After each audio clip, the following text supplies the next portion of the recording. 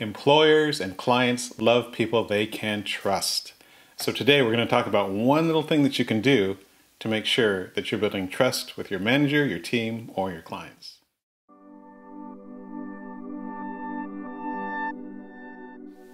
So what is that one thing that can really help you in the workplace, whether you're working for someone or you have clients yourself? That one thing is being able to update them. Sounds like a small thing, but it's very important because it helps build trust. Now, the reason why a lot of people don't do it is because you're not taught that in school. All throughout school, even through college, you don't update your teacher. Your teacher gives you an assignment, you do that assignment, and there's no check-in. There's no updating of the teacher. You just deliver the assignment on that day or not, and sometimes you give an excuse as to why you didn't deliver. But once you hit the workplace, it is imperative that you update your manager, your team, or your clients. In fact, if your manager or your clients ever have to say, hey, so how's that project going? If they have to ask you, you're not doing it enough. Now, the reason why updating is so important is because it allows them to understand where you are in the process, if you're running into any problems, and what you're doing about them if you are running into problems.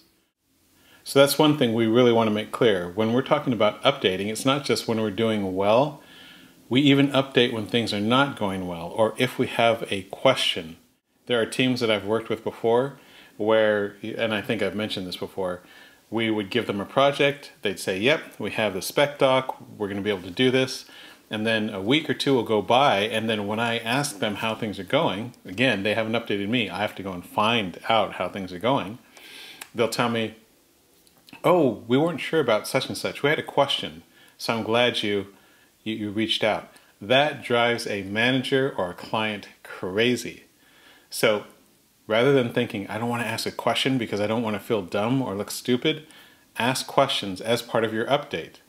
That way, again, you're building trust and confidence. Your client or your manager knows you're really working on it and you're figuring things out and you're going to get the job done. So now, if you're giving an update, especially if things are not going right, if there's some kind of obstacle, make sure you say, here's the obstacle, here's why it happened, and of course, most importantly, here's what we're doing about it. And then always add, I'll let you know, I'll update you as soon as we find a solution. So it seems like a really small thing, guys, but you wouldn't believe how whenever I'm working with interns or new hires, they simply don't communicate. They don't tell you how they are or where they are with a certain project or assignment. There's no communication. And oftentimes, just keep this in mind, one last thing, we need to, as team leads or as managers or directors, we have to report to someone. So we need that constant input and update so we can update others. But the main reason why you want to update people, and again, especially clients, is it builds trust. If you're constantly giving updates, you build trust and confidence. They begin to trust you because they feel like, hey, I understand what's going on. I know where the project is. It gives them some sense of security. Even when things are going wrong, they feel like they can trust you to get things right. You're not hiding anything from them.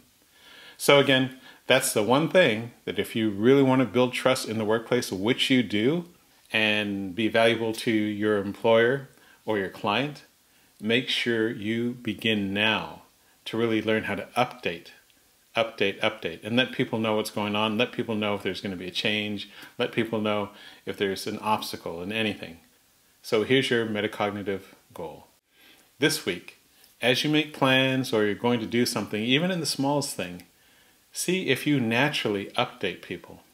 So for example, if you've told your friends, hey, we're going to go out to eat on Friday, do you update them the day before or that day and just text them and tell them, hey, I just wanted to make sure we're on for Friday. Do you do that?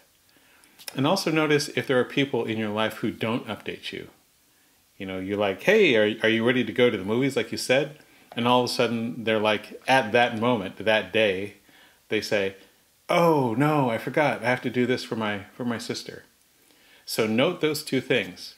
One will show whether or not you already are in the mode of updating people.